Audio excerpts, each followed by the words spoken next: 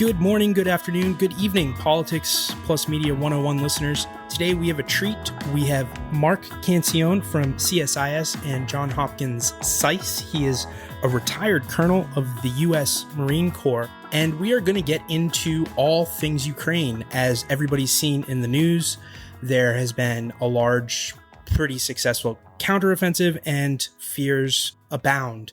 And even Elon Musk has been weighing in. So we're going to get into the role of the U.S., where Ukraine stands now, and some other things on our discussion today with the former military man and always a Marine man, Mark Cancian. Just to get started, in May, the House and Senate passed a $40 billion aid bill to Ukraine that included, lethal military aid. There was economic aid. But it was actually more than what President Biden had requested.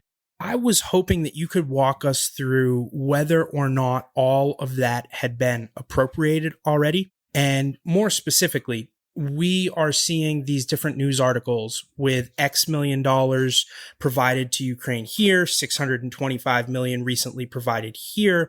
Is that part of the $40 billion, or are U.S. taxpayers giving out new funding to Ukraine? Great question, because tracking the aid can be a little confusing.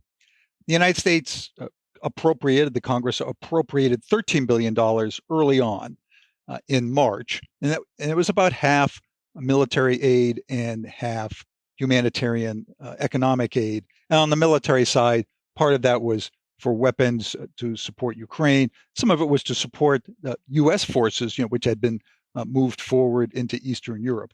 Then, as you note, in May, Congress appropriated another $40 billion. That's about half economic and humanitarian and about half military. Interestingly, they just appropriated another $13 billion. So that brings the total up to 66. The $13 billion was added on the continuing resolution. The idea is that will take the aid through the first quarter of fiscal 2023. So right now it's 66 billion. The thing that's confusing is that there are two sources of military aid, and they often get mixed together. One source is weapons that are provided out of the existing U.S. inventory.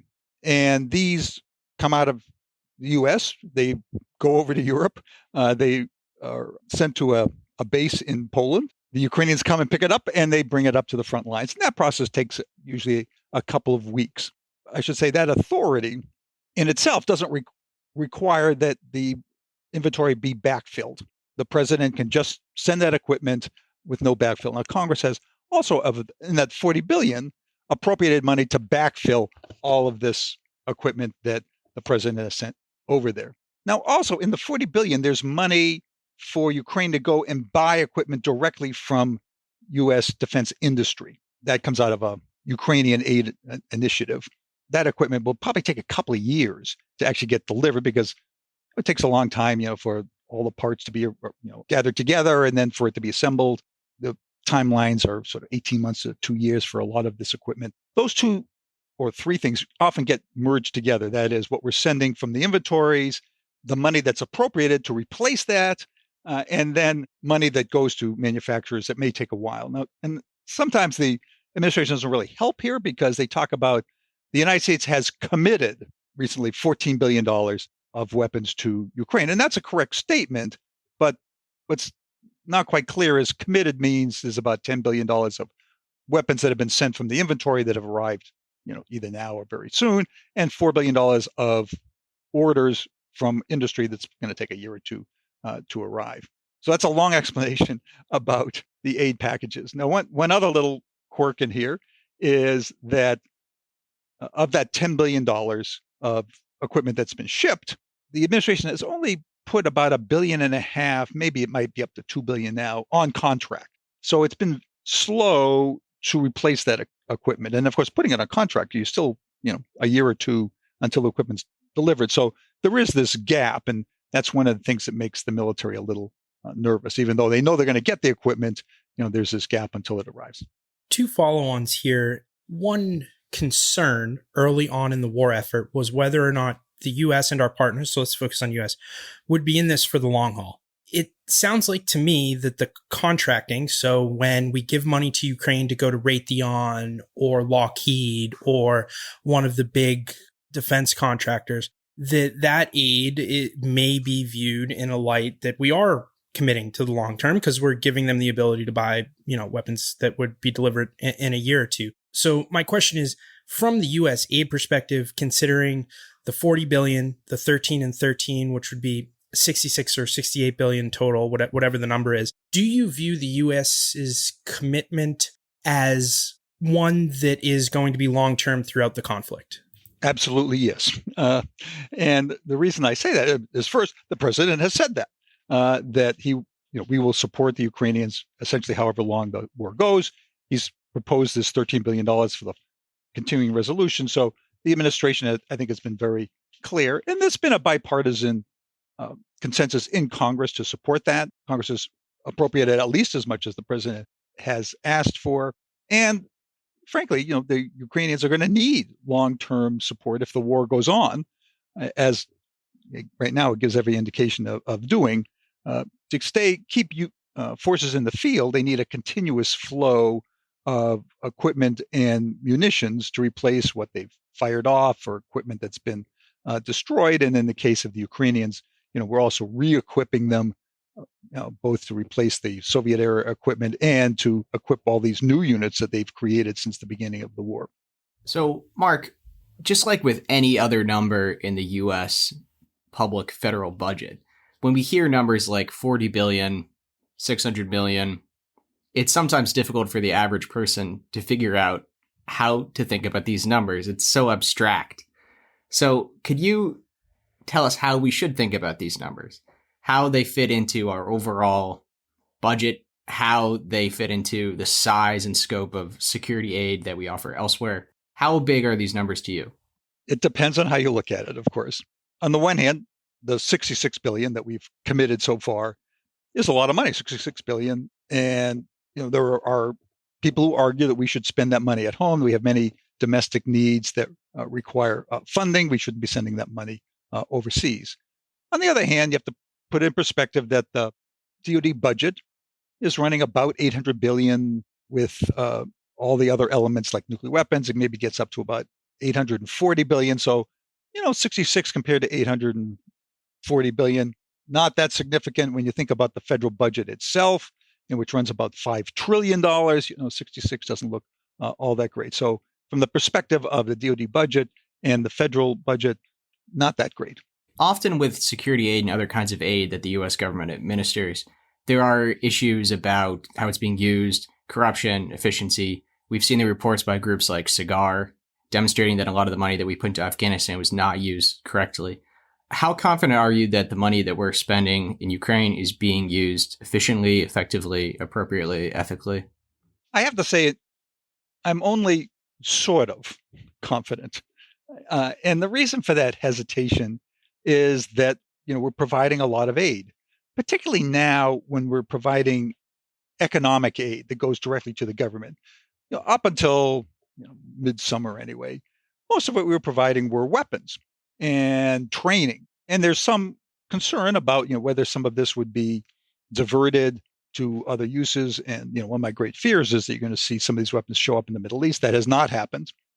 But now that we're providing economic aid money to the Ukrainian government, and, the rationale is not unreasonable. That is that, their sources of taxation have dried up. The economy is in a shambles. So we have to, tide them over during this difficult period. The problem is, of course, the Ukrainian government has not been a pinnacle of honesty. There were lots of criticisms of corruption. I've asked DoD officials about this, and there were a couple of responses. One is that in the $40 billion, there was $5 million to improve oversight.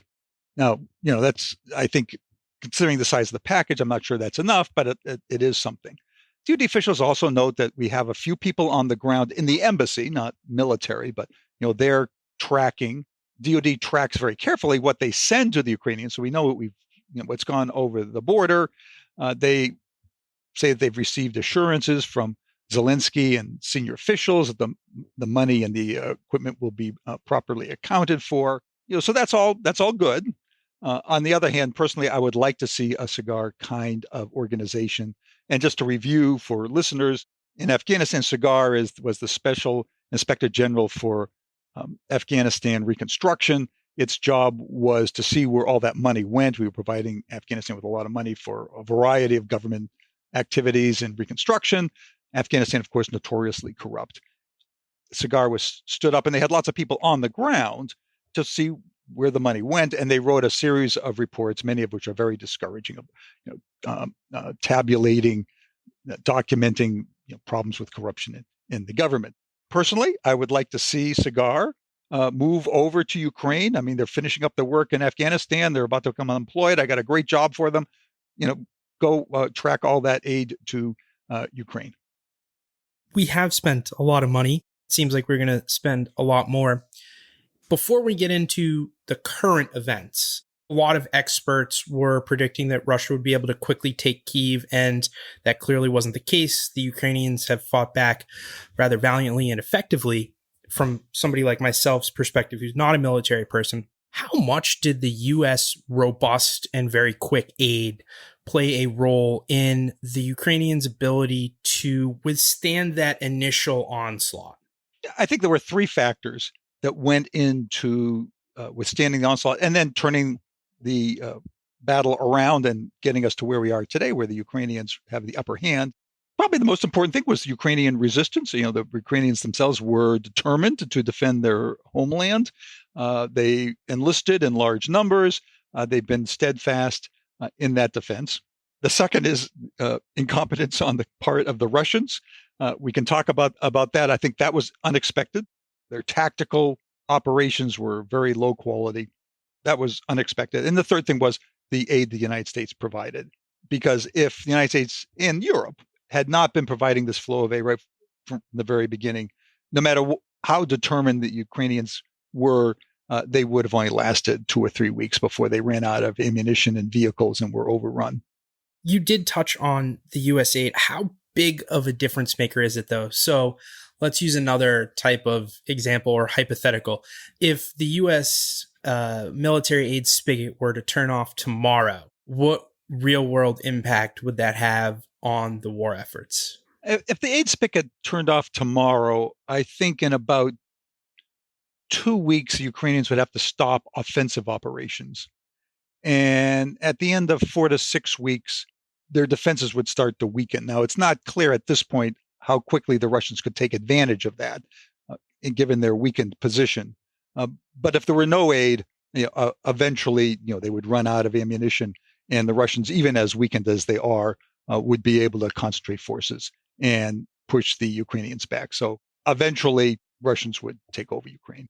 So you just hit on the counteroffensive, and it's been in the media, all over Western media, that there has been a relatively, it appears, large-scale counteroffensive mission that has been pretty darn successful. At least that's how it's portrayed to the non-military folks in the West here, the media that I consume, that John consumes.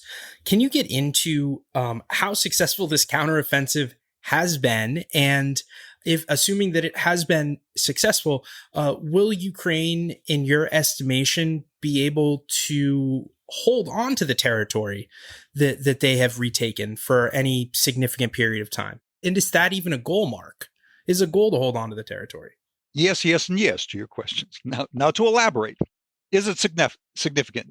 Yes, particularly in the Northeast, when they launched this offensive east of Kharkiv, they moved very quickly, took over a lot of territory at an unexpectedly high rate. The Russians had been defending this area with very few troops and very low quality troops, second line troops.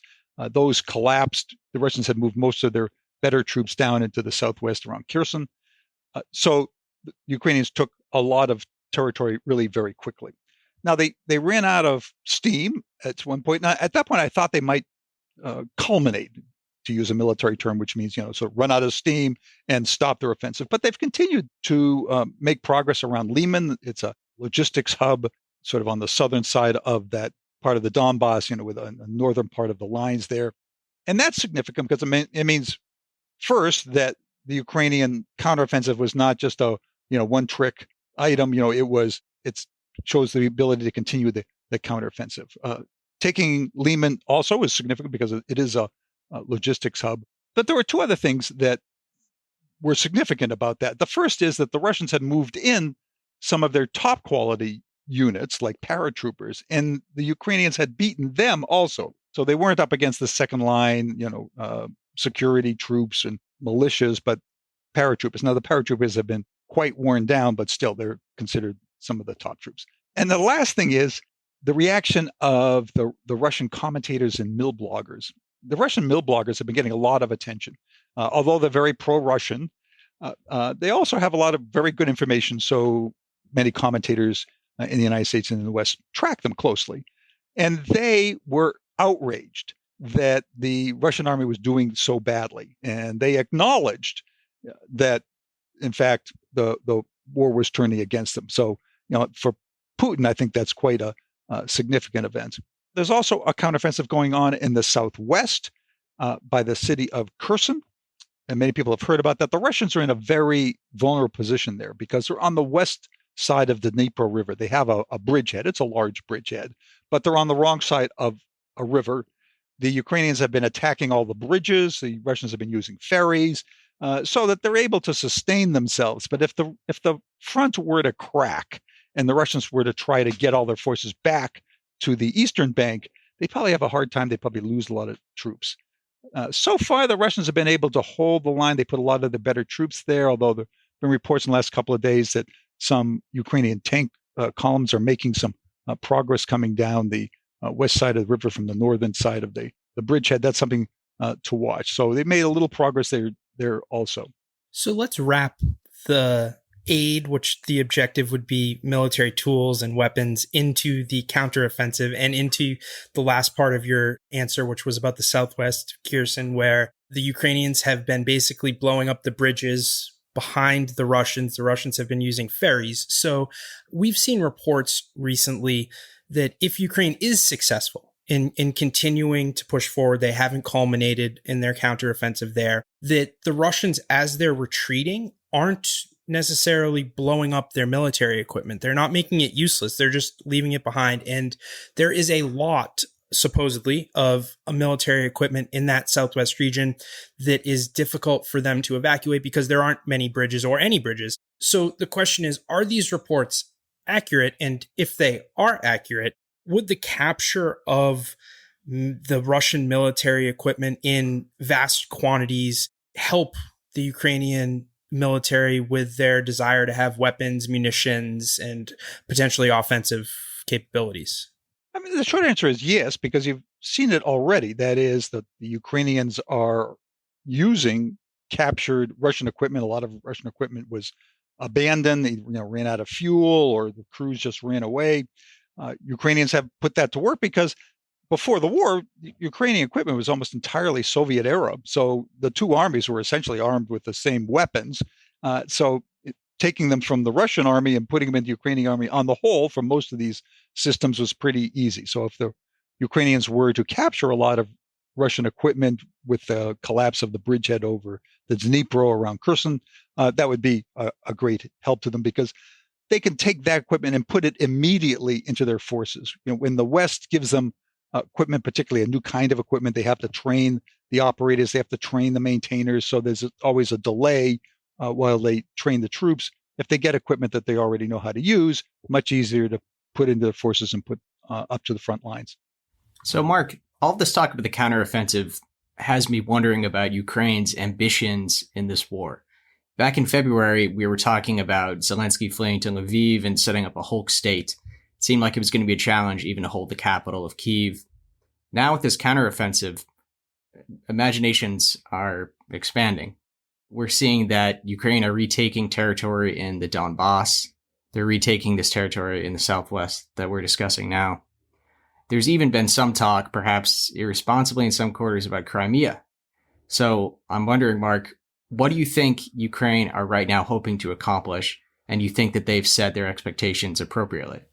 Well, as you know, early in the war, in the first couple of weeks, Zelensky and the Ukrainians had signaled that they might be willing to negotiate a settlement. It might look a little actually like what Elon Musk proposed the other day, Ukraine would be neutral, it would not join NATO, that the Russians would go back to their start points, and there would be some set of negotiations over the captured territories in the Donbass, those territories that Russia had captured in 2014. And Zelensky sort of hinted that maybe he'd let Crimea go. Crimea is actually mostly Russian, and maybe he wouldn't insist on it. In fact, at the time, he indicated he wouldn't insist on it. Well, then as the battlefield, events of the battlefield went better for Ukraine, I think in March or April, Zelensky came out and said, no, we want it all back. We want not just what the Russians have conquered since February 24th, we want what they've conquered since 2014, including Crimea. So their desires, their goals increased. Now, it's not unreasonable. They want to get all your territory back, but that was different from where they were, in the first couple of weeks when things were looking very black. This counteroffensive looks like it's part of the effort to reconquer those territories. Now, it's just begun. There's a lot more that they would have to conquer. And unless the Russians collapse, which is not impossible, but unless the Russians collapse, it's going to take a long time to recapture this territory. It's going to be very bloody. They're going to have to capture it, sort of foot by foot. So let's get into that. Not the potential Russian collapse just yet, but what has led us to this point? Because like we started out, you mentioned three reasons. One being, I believe you touched on the tactics of the Russian military. So can you go into, now we haven't had a year, but we've had probably close to 8 months now to see what's going on and review it. But could you get in and help us understand, for non-military folks, when we think about the military, we think of the U.S. military as the best, Russia's the second strongest, and China's rising. So how could what has been basically accepted in the world as the second strongest army, a country of 120 million people, be losing to a country of 40 million people that have been at war since 2014? The short answer is yes, it's surprising. When the war began, most people, myself included, but I think nearly all analysts expected the Russians to do a lot better. And there were, I think, reasonable bases for believing that. Back in 2008, Russia had invaded the country of Georgia, and they had won, but they won ugly. A lot of fratricide, a lot of poor operations. So they went through a series of reforms after 2008. They cut about a third of the officers out. They had been very top heavy. They instituted a lot more training. They bought better equipment and better training. Then that military did quite well in Crimea. They took over Crimea quickly. They did it essentially bloodlessly. It was really a very well done operation. It was also, very inspiring for the Russians to see, their military was now operating really effectively. And then that military went to Syria, and their operations there again were very effective. I mean, they're extremely brutal, but very effective. The Syrian regime is still in power. The Russians essentially saved them. So when the war began, looking at Crimea, the reforms, Syria, I and many others expected that, they'd perform pretty well. And of course they didn't. And the community is trying to figure out why that happened. I think there were a couple of reasons. I think the principal reason was that the forces that we saw in Crimea, the forces we saw in Syria were specially organized. Some of them were actually special forces, but many of them had been specially trained or specially organized. They weren't the average line unit. And for the invasion, when they used all these average line units, they were way below average. But I think it goes even further than that, in that because the Russians didn't really expect a lot of resistance, they really weren't ready to conduct the combined arms battle that they needed to prevail. They sent troops down the road just expecting to ride into Kyiv, and of course that didn't happen. I think that they've improved since then. In the beginning, of course, you had troops that were going hungry. The logistics were terrible. The tactics were terrible. Since then, they've settled down. I mean, you don't hear stories about the troops being hungry. The Russians are clearly able to supply a lot of artillery to the front lines. There are tens of thousands that they fire every day. That indicates a supply system that's working at least adequately. And the tactics are better. I mean, it's not perfect again, but they're using combined arms. That is, they're using their artillery, they're using their infantry, they're using their tanks or engineers together. performance has improved. It's still not terribly good. They have problems with morale and training, but I mean, they're certainly better than they were at the beginning of the war. Of course, the problem is Ukrainians are also a lot better. So, they're fighting a different and more skilled adversary who also is getting a lot of top-notch weaponry from the West. Mark, since you mentioned Syria, it got me thinking about all of the places that Russia have been projecting power the last 10 years in their own neighborhood and sometimes even quite far afield. Just on the periphery of Russia, they recently had the CSTO operation in Kazakhstan. They've been acting as a broker in the South Caucasus, holding some breakaway provinces of Georgia, and also acting as a protector of Armenia and a kind of mediator in their conflict with Azerbaijan. They had the major intervention in Syria. They were supporting some of the factions in Libya. And the Wagner Group, this quasi-official militant arm of the Russian state, have been fighting in the Sahel and in the Central African Republic. And as Russia focuses more and more and more on Ukraine and nothing else, what kind of power shift are we going to see in all these other places that Russia had been projecting power and in some cases even positioning some of its former military might? Well, ever since the breakup of the Soviet Union, Russia has taken a sort of proprietary interest in what they call the near abroad and has frequently intervened there. You've seen forces in the Caucasus and then out there in the stands, and that's continuing, although their ability to do that in the last couple of months, of course, much reduced because many of those units have been sent to Ukraine. They've also intervened in Syria, as we said, and that went on for many years. Beyond that, what you're seeing is mostly small groups and mostly Wagner. What they did in Libya and what they've been doing in Africa is almost entirely the Wagner Group, and in that they've been pretty successful in using that as a tool of diplomacy, of gray zone competition, as many people describe it. Not being directly involved, not putting a lot of resources into it, but still affecting events on the ground. My understanding from my colleagues who track Wagner very closely is that those activities have not gone down a great deal. You would have expected them maybe to pull all those forces back for the fight in Ukraine. That doesn't seem to have happened. The Wagner Group has recruited additional personnel for the fight in Ukraine. Before looking at their footprint in the near abroad, you were talking about their military failures, and it sounds like there were logistical issues that were really bad in the beginning that have leveled out, along with tactical issues which have slightly improved. So the question is why? It sounds like in the smaller operations, they were much more successful with both of those things. So is this a scale problem? Is this a scale problem created by mental military capacity? Is it due to corruption? Is it all of the above? Can you help us understand why these problems have existed? I think the problem basically is that their average units were not kept at very high readiness. And to be fair to the Russians, that wasn't the plan. If I were Gerasimov talking to Putin, I would say, no, we all agreed to a different kind of military.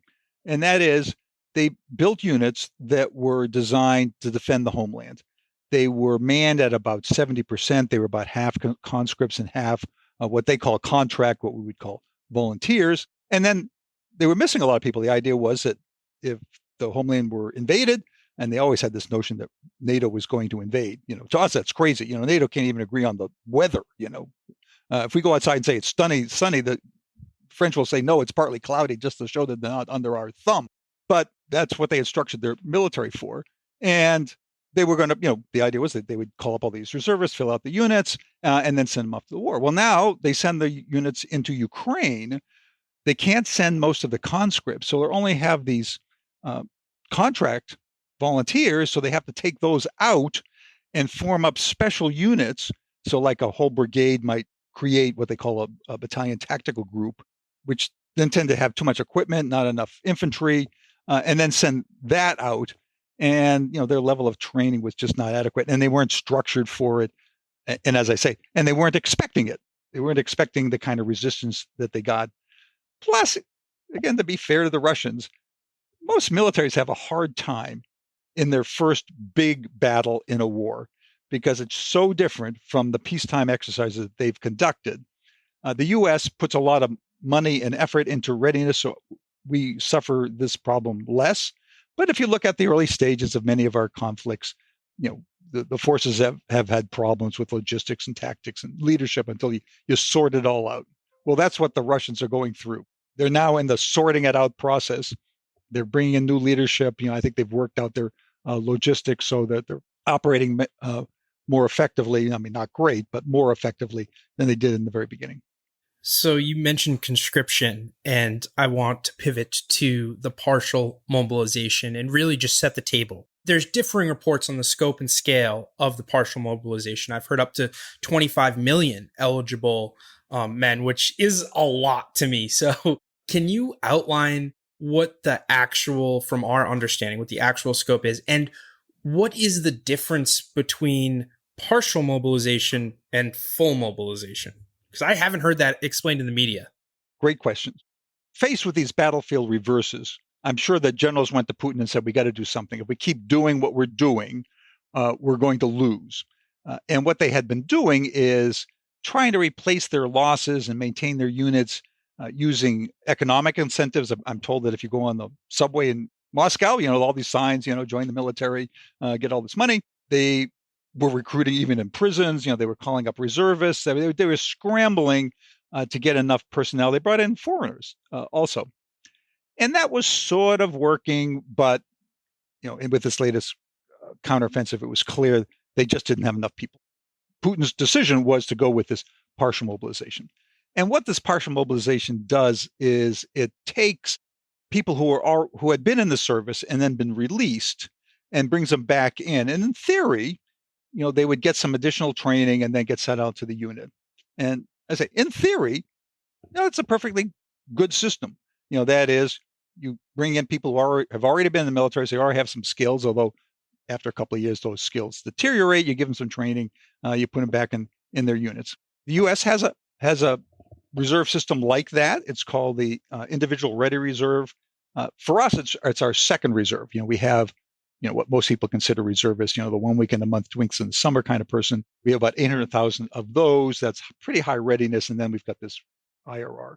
Now, when the U.S. tried to use that IRR during the wars in Iraq and Afghanistan, there was a lot of pushback because these are people who didn't expect to be in the military again. They were discharged.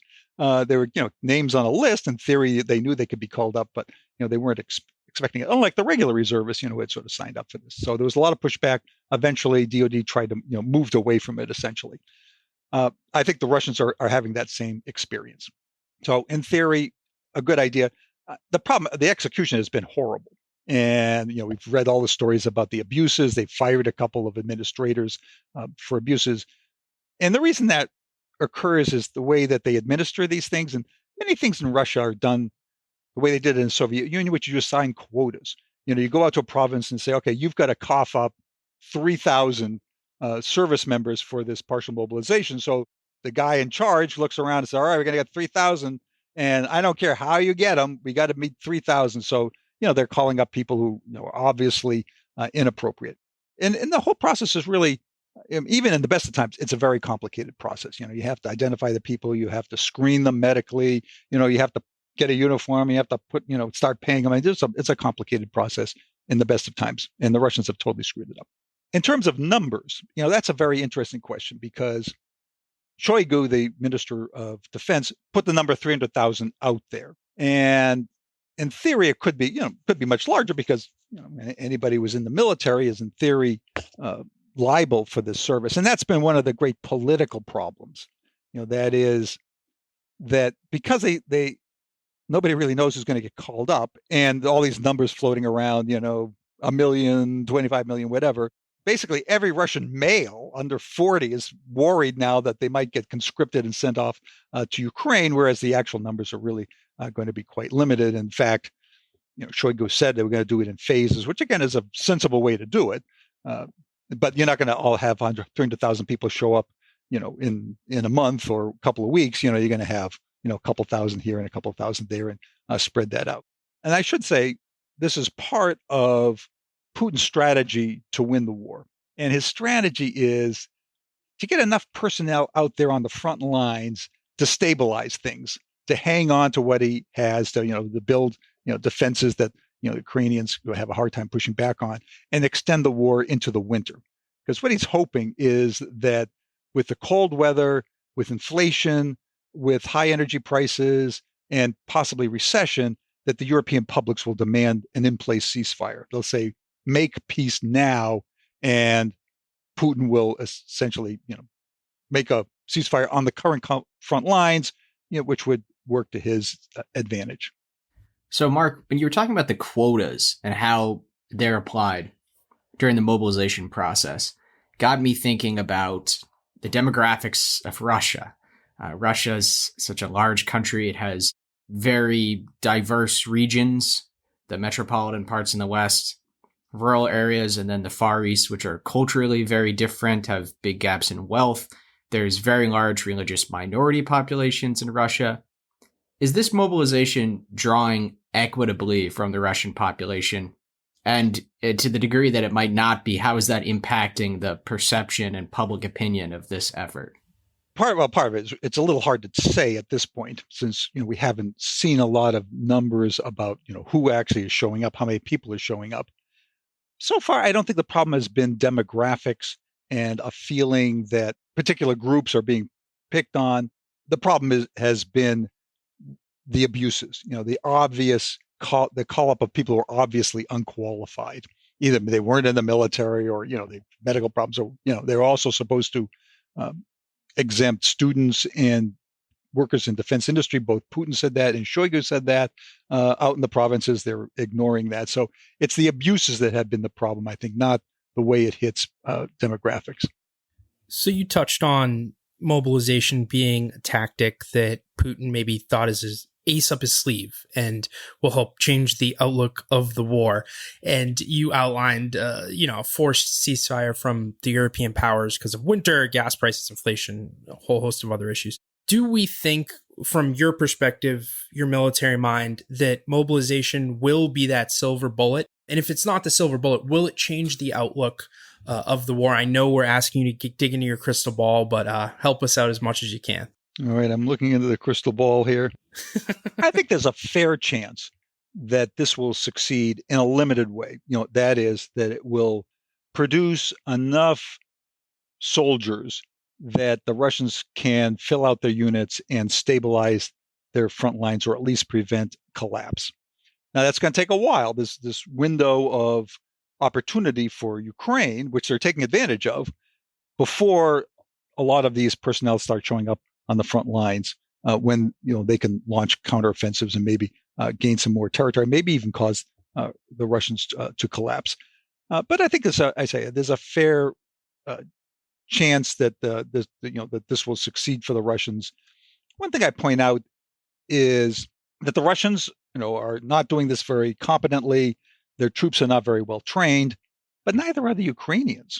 There are a few Ukrainian units that are pretty good, but your rank and file Ukrainian unit is probably only sort of okay.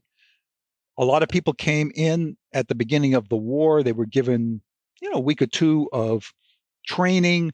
They've picked up some battlefield skills in the subsequent 7 months. A lot of those are survival skills. As a result, that they aren't terribly well trained. Also, to give you a sense about comparison, the Marine Corps, where I did my military service, gives a recruit 22 weeks of training before they're sent into combat. So the Ukrainians, with 1 or 2 weeks, aren't even close to the standard for the United States. So, given that kind of situation, I'd say that, it might work for the Russians. So, Mark, I want to move to another topic connected to this war that's been receiving a lot of attention and speculation lately, and those are the nuclear threats that Russia have been making of late. And I think that because we haven't seen a nuclear weapon detonated in wartime since the 1940s, there's so little concrete idea of what the consequences would actually be. The U.S. have promised decisive action. Just last week, Jake Sullivan said that we would put out catastrophic consequences on Russia. but he wasn't very specific about what those consequences might be. And as a military man yourself, I'm wondering if you could give us any more of an idea of how the U.S. actually would respond if Russia used a weapon, even a tactical weapon. Let me start at the beginning and speculate about what the Russians might do. And as you know, there's been a lot of discussion about this, a lot of speculation. Two theories about what the Russians might do. One theory is that they might do a demonstration shot, a nuclear weapon high in the atmosphere or over an uninhabited area that's intended to have a political effect. That is, to scare the Ukrainians into negotiated settlement or something, without doing a lot of damage. On the literature is it tends to be very critical of that. Literature says that you're signaling weakness, not strength. It's easy to argue these things in the classroom. It's quite different, when you're actually doing it in real life. The other possibility is that they would use it on the battlefield to try to gain enough of advantage to turn the tide of battle. The thing about that is you have to use a lot of them.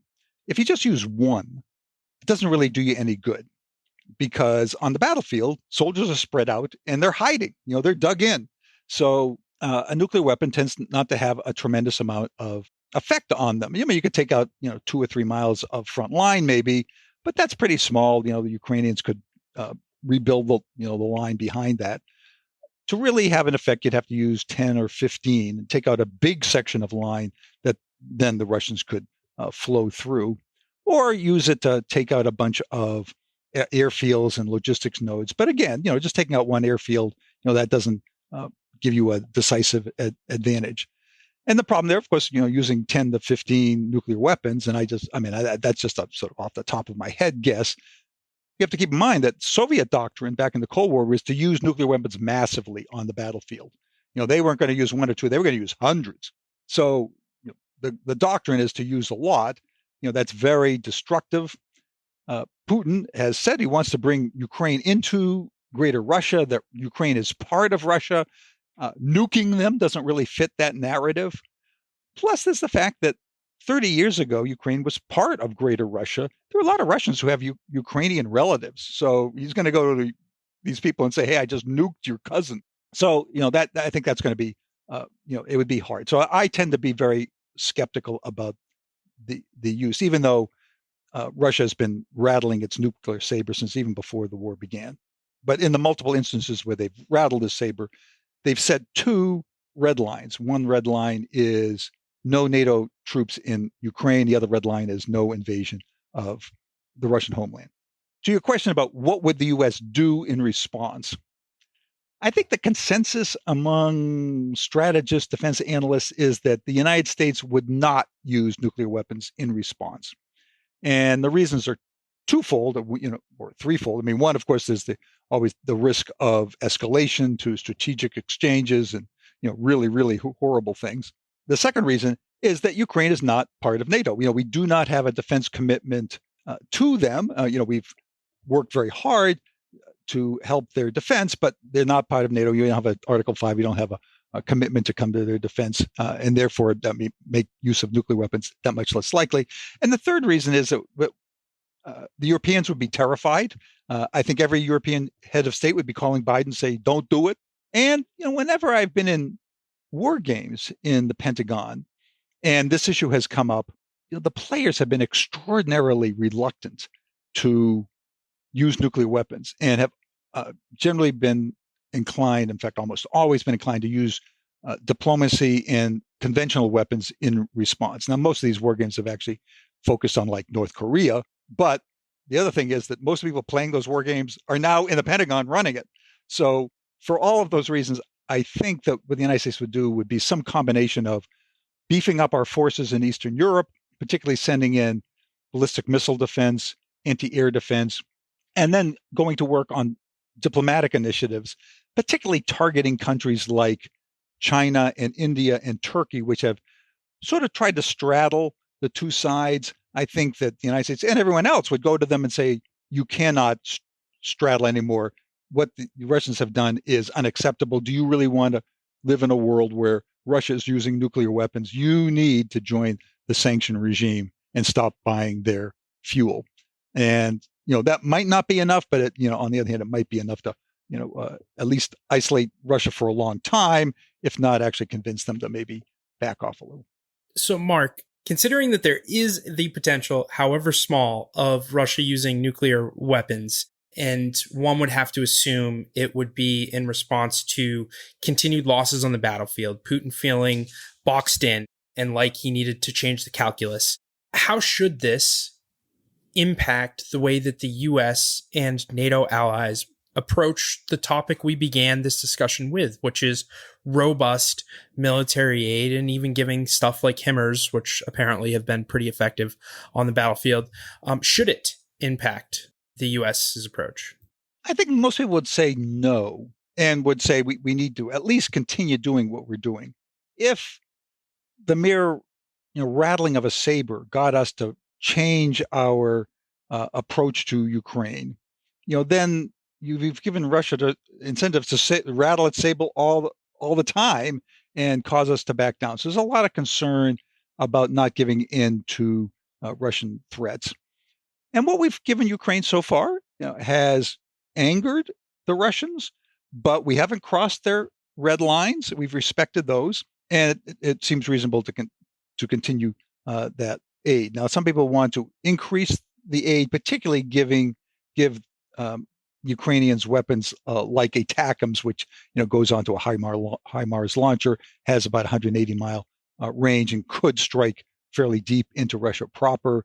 The Biden administration has been reluctant to do that, but there aren't very many weapons like that. So I think most people would say, no, we ought to keep doing what we're doing. If the Russians get more explicit about their threats, we should push back even harder, but not back down. So I've got one more question for you here, Mark, and I saved this one for last because it's not as closely connected to some of the other issues, and it's really just about the news of the day. And so there was a very interesting story out today that U.S. officials had told the press, the American media, that they identified Ukraine as being behind the assassination of Daria Dugina, who is the daughter of the famous right-wing Russian philosopher Alexander Dugin. They revealed to the press that, number one, they believe that Ukraine were behind her assassination in August. And number two, that they disapproved of this action, and if they'd known, they would have counseled Ukraine, urged them to avoid taking this action. That's all very interesting, but what I want to ask you, Mark, is the timing of this disclosure. It's very interesting that after the assassination in August, today is the day that this disclosure to the press has been made. And I'm wondering, knowing a bit about, more than a bit, I'd say, about U.S. government strategy, if you've got any idea why exactly the U.S. decided to make this disclosure right now. I have to say, I don't know, but having lived in the Pentagon for many years, what you're probably seeing is a reflection of bureaucracy, not politics. In other words, they wanted to be really, really sure about this before they went public with it. They didn't want to go public early and then have to backtrack. And getting the bureaucracy to do an investigation, and everybody agrees on what the investigation means. That it wouldn't surprise me that took several weeks to accomplish. Because right now I can't. There's no real obvious reason why you would do it now as opposed to 2 weeks ago or 2 weeks into the future. I think it reflects the slowness of a bureaucracy that's cautious and just wants to get it right before they make an important statement. I think one thing, though, that this does raise is this question about ATACMS. Do you really want to give that to the Ukrainians? Now, a lot of people do. Zelensky says, "Oh, I promise, that you can review the target list before I fire any of the ATACMS." And the thing is, I believe him today, but a month from now, when the Russians have dropped a missile on some train and killed 50 Ukrainians, I wouldn't be at all surprised if Zelensky says, "You hit my train, I'm going to hit your train," and then you get this what's potentially be highly escalatory series of steps. So, and it's not fair, but I'm not arguing it's fair. We're talking here about escalation and the really bad things that might happen if things get out of hand. Why, even if you're the U.S. government and you are really supporting the Ukrainian war effort and you believe in the mission, and I understand things aren't fair, but why even release the information that you believe Ukraine to be responsible for a terror attack in Russia. And basically, it comes off as a form of condemnation to your partner. My guess is that it was intended to do that. That is, it was intended to embarrass the Ukrainians and essentially tell them to stop doing that. Because, again, it's not fair. The Russians tried to assassinate Zelensky. Fortunately, they failed.